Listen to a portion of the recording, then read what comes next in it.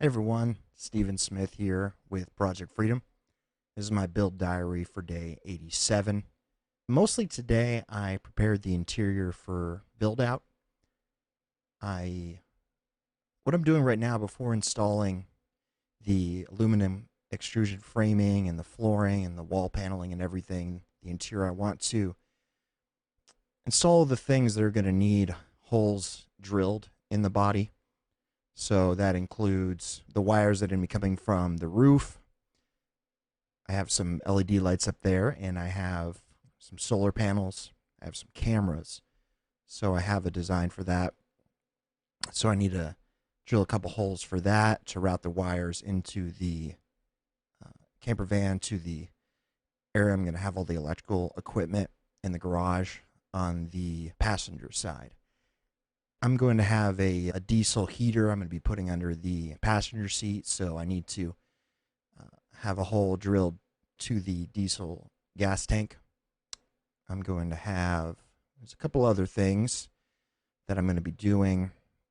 The shower drain, the various holes that are going to go to the 3 water tanks I have. I have 2 white water tanks and then 1 gray water.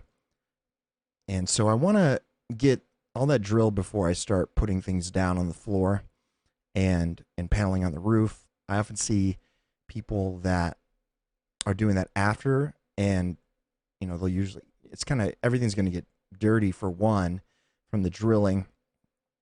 2, you're going to have to drill through that other stuff you've already installed, and this is not the most logical way to do it. And so I'm going to get that all done while the metal is bare inside, and then install things over that so that I don't have to go back after things are done to do all the drilling through the body of the camper van. Also, when you do drill for the van, it's going to be a good idea to put, to file it down, the metal, sand it down, and then put some primer and paint on that to avoid it from rusting. So if you have other things already there that you have to go through, your access to be able to do that is going to be more difficult because you have other things right around the hole. You might not even be able to get to the exposed metal.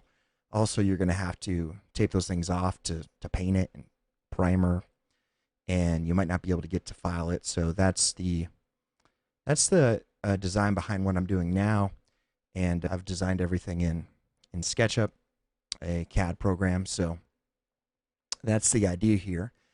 And even though I want to, I'm getting impatient. I want to start installing the fun stuff like the solar and the framing, the aluminum extrusion framing. I'm sort of forcing myself to do this in a logical way. I'm not too excited about things like the diesel heater and,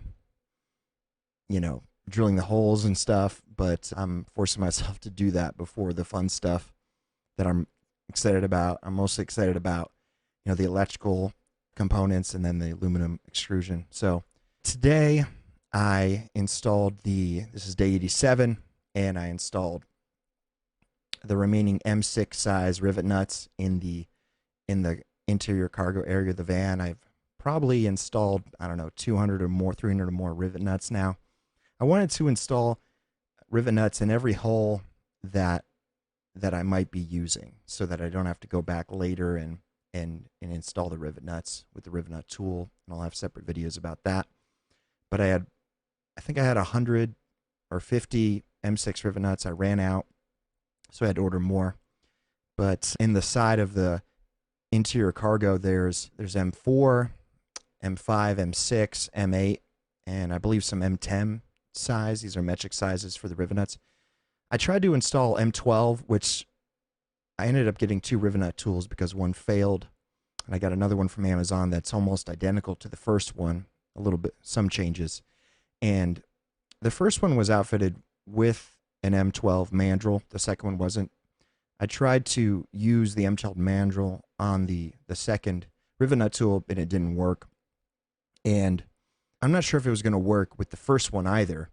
The M12 is a pretty big rivet nut, and I could get into it, but basically it just didn't want to work. It's a large bolt anyway that I probably wouldn't be using because I'm going to be using these holes to mount things into, and the M12 is probably, it's too big for the aluminum extrusion I'm using. The 2020 is 0.78 inches by 0.78 inches, and the M12 is probably even too large to drill that size hole through the aluminum extrusion. But the other sizes are good.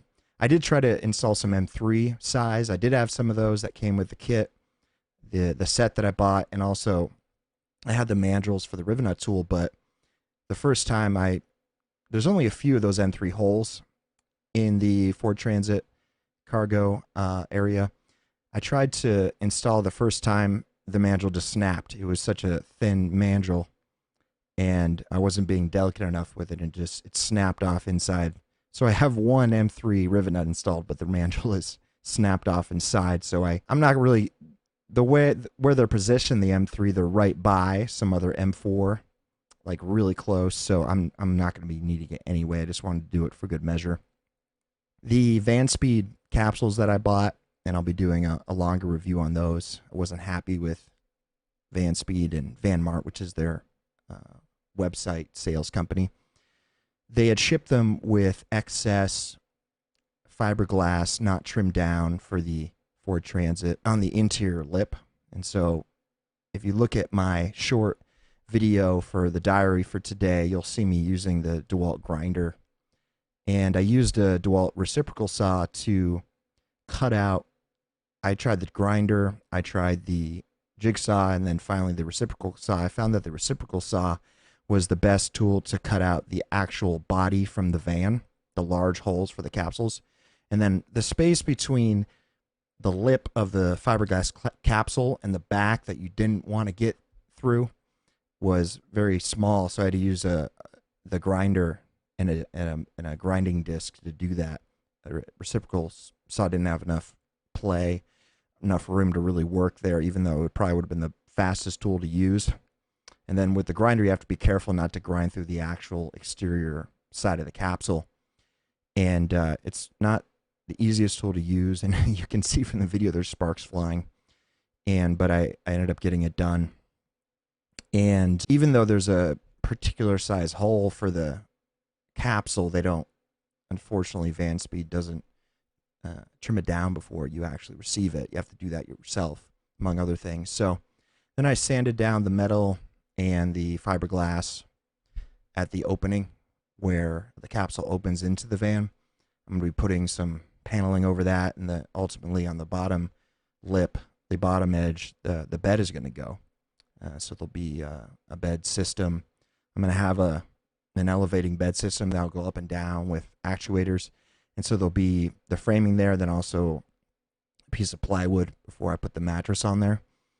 And so you want to, so everything around I sanded down, and I probably should have used some metal files to get that down, but I ended up just using a sander. It ended up working. It just kind of, it went through some of the sanding pads pretty quick because of the metal, the sharp metal there. And I still need to primer and paint that metal that I basically drilled through in that area before I actually do anything else there.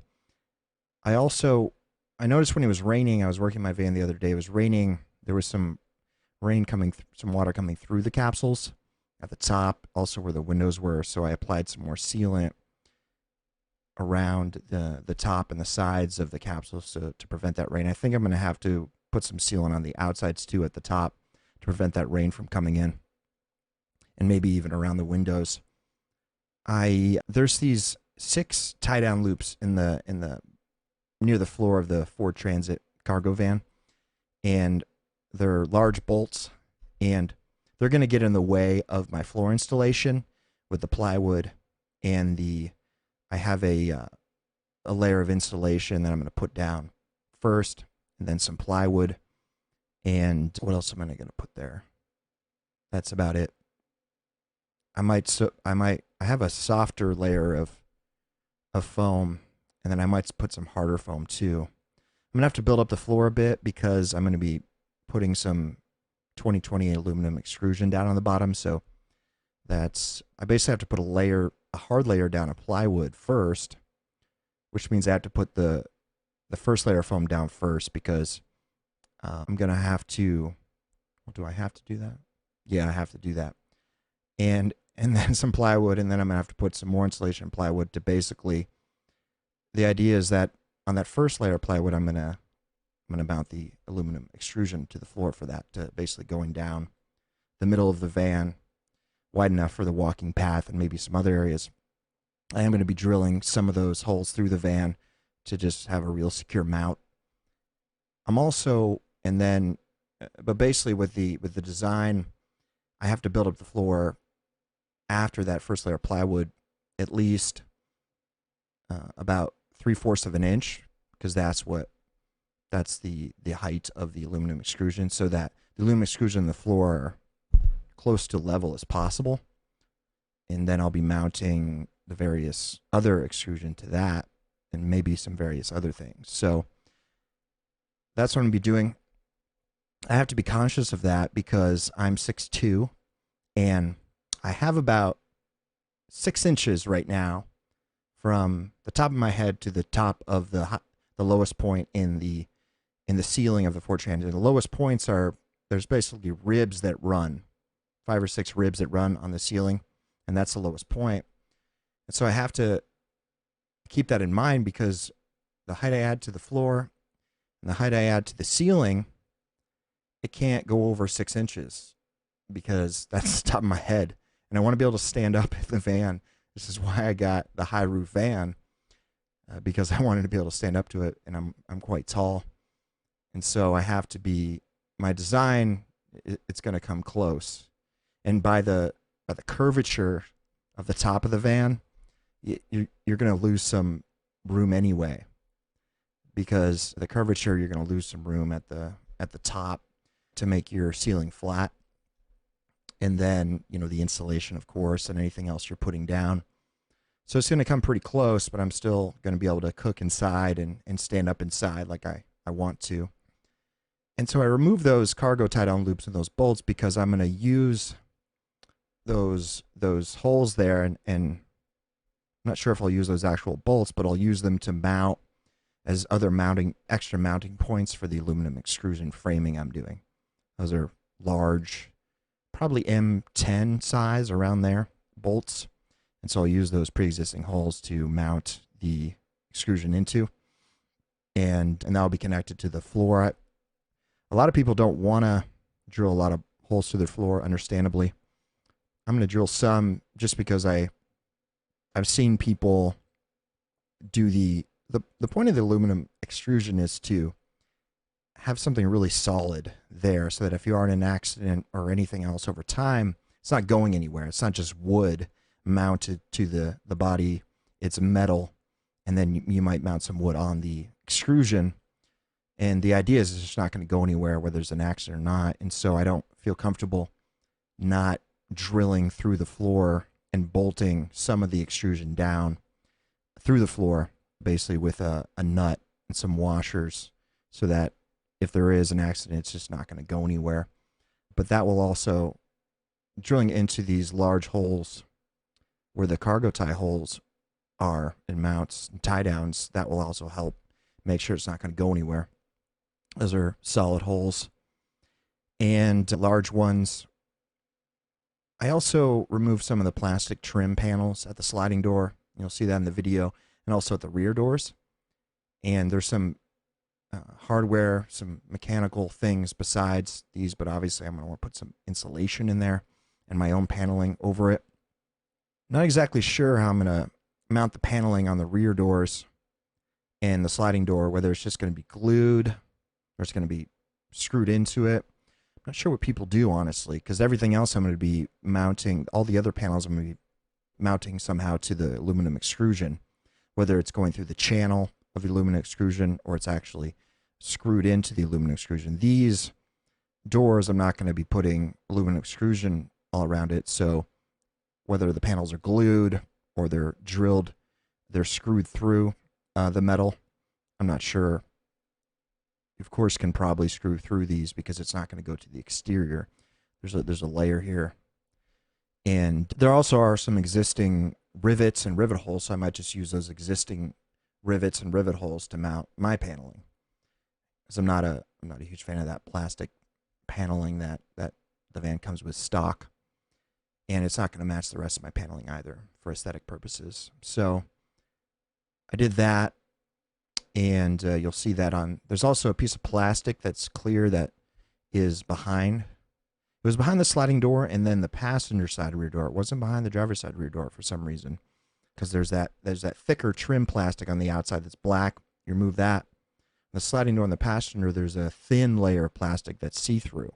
That space, it looks like it's adhered to the metal with a sort of windshield type adhesive, a black that's sticky, but it came off pretty easily. So obviously we want to put some insulation in there and whatever else. There's some room for the mounting of car speakers in the rear and both doors. There's a circle. And so I don't think I am going to put some other car speakers in the cargo area somewhere. They're going to be basically on the bottom side of the upper cabinets coming down. If I put them in the rear doors, there's the garages there and the bed, and there's so much in the way. I won't even, if I'm inside the van, I won't even be able to hear those. So they got to be past that, and they're going to be on the bottom side. Well, that's the current plan, on the bottom side of the upper cabinets. I haven't finalized that. They might be on the ends, or maybe even in the ceilings if there's enough room up there. I'm hesitant to use the upper cabinets actually because it's going to take up storage room. And so if I put them in probably the middle part of the ceilings where there's going to be some room between the panels and the actual van body, then that's probably a better use of space instead of taking up cabinet space to put those extra. I've seen them in the cabinets. I don't think I've seen any actually in the ceiling, like you might see in a house, in some ceiling speakers. I have some existing home ceiling speakers I could use, but there's quite a bit of space after the speaker, the hardware, right? So I'm not sure if there's going to be enough room. And they probably sell some sort of ceiling speaker that is low profile, but that's another thing I have to buy. I also have some other speakers I could use that are just mountable speakers. I've seen that in the van towards the back. Over the bed area, you can mount maybe 2 more speakers. I'd rather do a mounted in wall or in ceiling speaker just to optimize the space. You know, in some camper vans and RVs, you might see like those Bose style cube speakers. This is another thing that can wiggle loose over time, the mount. It's another thing that can be whacked when you're moving around or moving stuff inside of the van. Before I decided to do my own camper van, I was looking at a Class A. I started off looking at these huge RVs and decided that wasn't going to work eventually.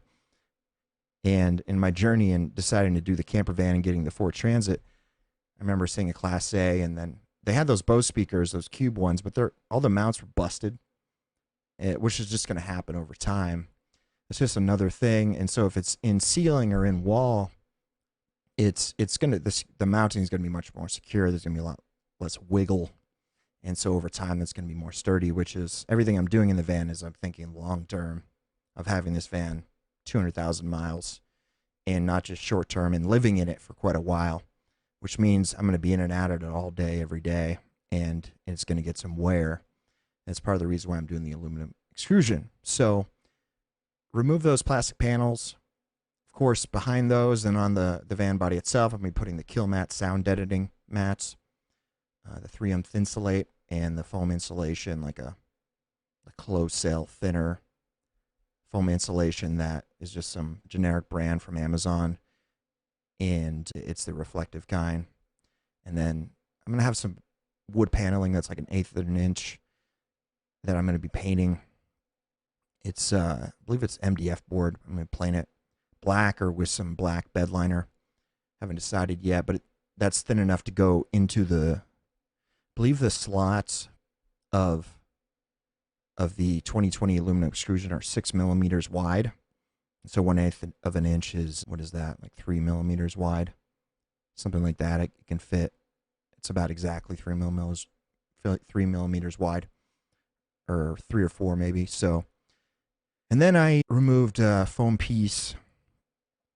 There's these 2 foam pieces at the A-pillars. The A-pillars are basically where the seatbelts are, what they're mounted to.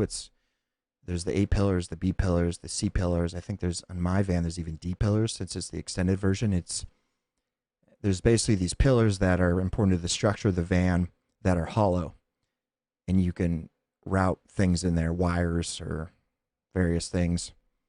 And these foam things are mounted by plastic rivets.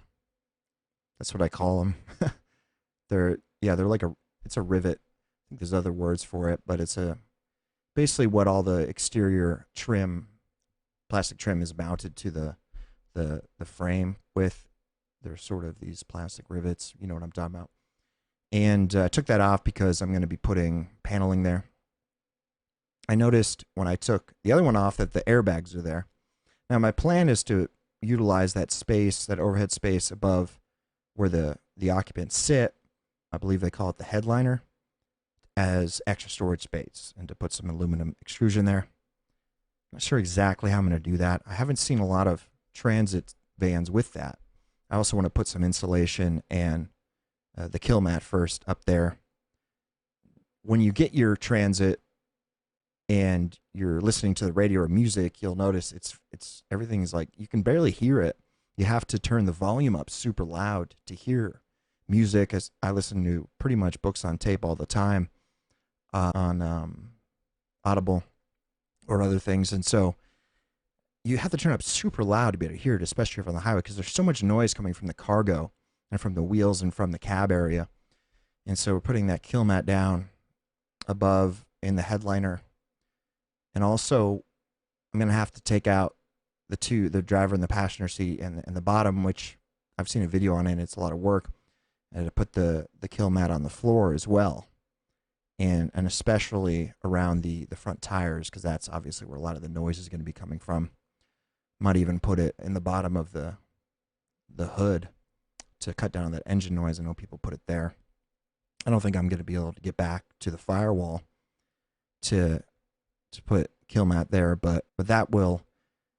I was since I'm turning my van into partly a music studio, and I saw another musician on there that was doing that, and he basically did that. He put it on the floor, the cab, the ceiling, and the cargo area. So you just want things as quiet as possible, because when things are quiet from the outside, then whatever you record inside or whatever you're listening to through the speakers is going to be much more clear. And right now, even though I think the speakers that come stock in the front on my van are decent, I'm not planning on replacing those. You can't really make things out. It's affecting either the music or the audio book you're listening to greatly because there's so much noise. And so I'm also going to be putting some insulation in the headliner, some insulation in the doors, kill mat in the doors, so that front area is going to be more insulated. I don't think there's room to put insulation on the floor, because that plastic on the floor is just right on the body. Maybe not. I'll have to see once I get it out of there. And so remove that foam piece. I'm going to have to be careful and probably watch some more videos and learn more about it, because the airbags are right there. I don't know what they're called, the head airbags, hood airbags. They're right there. Obviously, I don't want to install some extrusion right in front of it that's going to stop the airbag from deploying properly. It looks like the way the headliner is covered by that piece. It's like a plastic piece, probably. It's some type of cardboard, but then it's covered in that carpet. Mine is the tan carpet. It looks like the design of the airbags is, the force is so strong coming from those airbags, and it just blows that cardboard away. There's no hole or space there. It just blows it away. It looks like, and probably just destroys the cardboard. It looks like it just comes right through it, the force of it. And then, it's there basically to keep you from hitting your head on the van body or the glass in the doors there. As you probably know, you may or may not know, usually what causes injury in an accident is obviously not the other car hitting the human being. It's the impact that causes the human being to move around and slam against the vehicle. The front airbag, of course, stops them from the most dangerous thing of going forward and hitting or going through the windshield. These other ones are going to stop them from hitting the side, probably the second dangerous thing. I think I have a friend that got in an accident and his shoulder hit the side in the accident. His shoulder's been messed up ever since. He didn't, the front airbag saved him from a head injury. And so I'm going to have to learn more about that and make sure I don't get in the way of that airbag deploying properly. I'm going to want that if I get in an accident, I'm thinking. So that was what I did. It was about 11 hours, give or take. I'm stopping to eat. I'm going in and out. My situation is, probably we'll mention it again or do an intro video on these, but I live in a condo and I don't have like a garage where I can have everything laid out and leave it there. I have to basically take things in and out of the van if I'm working inside the van. And so a lot of that time is moving things in and out. But I did get a lot done yesterday. Today, tomorrow I'm going to be working on the diesel gas heater. I'm going to be installing it underneath. My original thought on this was I was going to put it, let me make sure, am I still recording here? That I am. My original thought was I was going to, the undermount air conditioner I have has 4 outputs. I think they call them, they're vents. And then I'm going to run various ducts from those to various parts of the van. My original thought was I'm going to integrate that in with the heater as in sort of like a central air system you'd see in a home. So my original plan with this was just more of an idea. Since it's the first time doing this, I have I like to be creative, so various ideas that I think about, and then I try to find out if it's reasonable to do or if it's worth it or if it's even possible. And so my original idea was to integrate the one vent from the diesel heater into like a central air ducting system so that I could route the heat to the same 4 places I was to be routing the AC. But I posted that to the Ford Transit forum, that idea, and I'm glad I did. That resource is definitely the best resource besides ChatGPT that I've had so far. And of course, ChatGPT can't give me what real humans can give me that have built their Ford Transits out. And there's a lot of really generous people on that forum. You do have the trolls that are just going to post unhelpful stuff. I'm not sure where they want to spend their time doing that, but you do have experienced people that post their opinions and experience on things, and that's extremely helpful, of course. And they made a good point that the heat in the van on a cold day will spread throughout the van very quickly. There's something about the science behind heat that it will heat the van up fast. Whereas on a hot day, the air conditioning, being from Phoenix, being a native and knowing how it works, if it's 120, 115 degrees out in Phoenix and my van is in the heat parked and it's 120 in the van, it's going to take an hour or 2 to get it down to 80, maybe even more. So the way that the heat works is if it comes from underneath the passenger area into the van, it's going to heat it up real fast. The idea behind ducting the AC is that while it's heating up, I can have it a vent like near the bed area on my face. And that's where I plan to put it, probably too, like right where I'm going to put my head on the bed, knowing that if I'm living in Phoenix in the heat, that's where I'm going to want it most, of course, when I'm sleeping. And then when I'm warm, I'm going to want it on my face and my body. If I have the AC underneath with one vent underneath the passenger seat, that's not going to do me much good. And when it's 120 out, no matter what the thermostat says inside, you're going to want some air blowing on your face, on your body, or else it's not going to feel very cool inside. And living in Phoenix and knowing, no matter what the thermostat says, it's interesting because I usually keep it at 78 or 80 in the summer, which is high to a lot of people that aren't from here, but that's the way I was raised. My dad never put it below 80. And it's interesting because 78 degrees on the thermostat in the Phoenix summer when it's 120 out It's a lot warmer than if it's 78 in the winter and it's cold out. It's even though the thermostat says the same temperature, it's the way heat and cold work.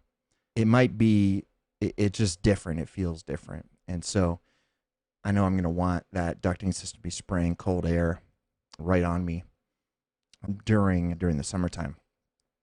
I'll talk about it more tomorrow, but I just bought an inexpensive generic diesel heater off Amazon, and I didn't get an S-Bar or Webasto. I'm sure that what I got was some sort of Chinese copy of those, and the diesel, I guess, is I'm going to be using gasoline for my van, propane for some other things for my stove, and then this diesel. And that's not super economical to be using 3 different gasolines, but I saw that the propane heaters were much more expensive. The thing is that I'm a warm weather guy. I'm not going to be going to the snow or the cold weather probably at all. Unless something else happens, I'm not going to be spending much time there. I may not even use this heater at all, ever, given the places I'm going to go. I am a skier, but I don't plan on doing a lot of skiing. I just hate the cold. I've been skiing since I was 3 years old. I'm quite good at it, but I just hate the cold. I avoid it, especially the snow. And so I don't know how much I spent, $100 or $200 on this heater, but I'm likely never going to be using it anyway. So, but I'm going to put that under the passenger seat. I'm not sure exactly how. I'm going to have to figure out tomorrow where I'm going to put this diesel tank. It's got to be outside, of course, so I can fill it up. And how I'm going to route that. I'm sure there's some type of exhaust I got to route. So I got to figure that all out. It's going to involve drilling through the van floor. And I'm not sure if I'm going to have to actually remove the passenger seat. I do need to install a swivel seat in the passenger. The way my design, putting a swivel seat in the driver won't make sense because there's not going to be any room if it's turned around. But the passenger, there will be. And if I have to remove the actual seat to get to that space underneath the seat, in the Ford Transit, there's quite a bit of space underneath these seats. There's like a 13 by 13 by 10 inch area. It might even be bigger. And to install the diesel heater, I'm not sure if I'm going to have to remove that passenger seat or not. If I do, then I'll probably just install the swivel seat while I'm at it. Makes sense. So that's what I'm doing.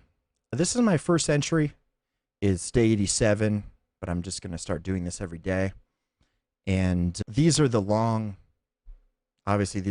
form diary entries. I'm making these minute or less short videos for the too long didn't read TLDR generation.